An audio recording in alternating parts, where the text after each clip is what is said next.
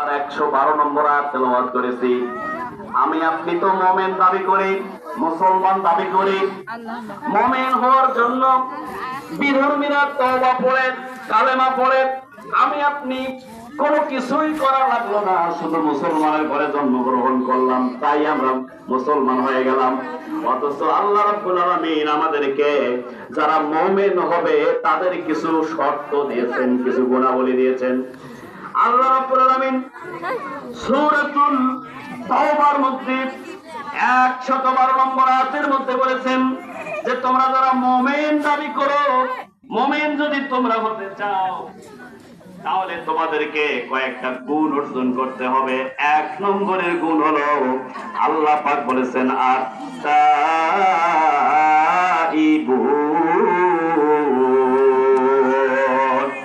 তওবাকারী হতে হবে।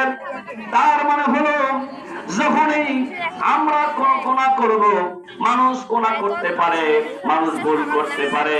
ভুল করা মানুষের হলো বৈশিষ্ট্য।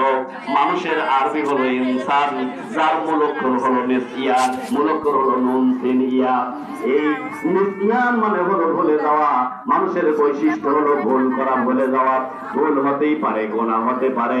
তবে আল্লাহ পাক আমাদের নবীর মাধ্যমে জানিয়ে দিয়েছেন যখন তোমরা কেউ কোনো পাপ করবে, ভুল করবে, সঙ্গে সঙ্গে এই পাপের বিপরীতে একটা নেকির কাজ করবে।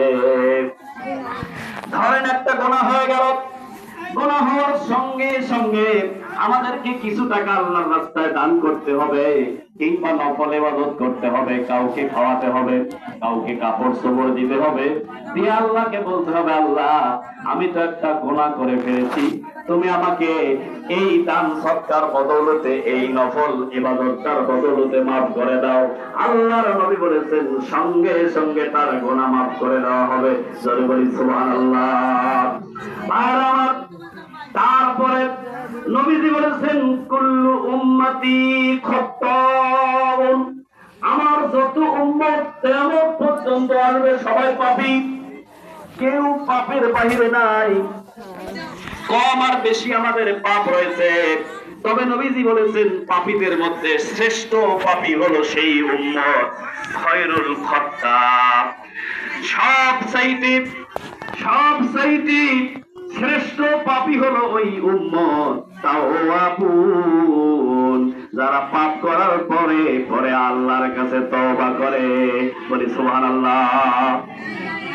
ভাইরা আমার, নবীজি বলেছেন পাপ করার পরে যদি কেউ তওবা করে, আত-তাইবু মিনাল যামবি কামান লা যামবা লাহু, তওবা যদি কেউ করে, একটা শিশু যেরকম নিষ্পাপ জন্মগ্রহণ করে, আমাদের যত বড় পাপ হোক না কেন খালেস নিয়তে যদি তওবা করি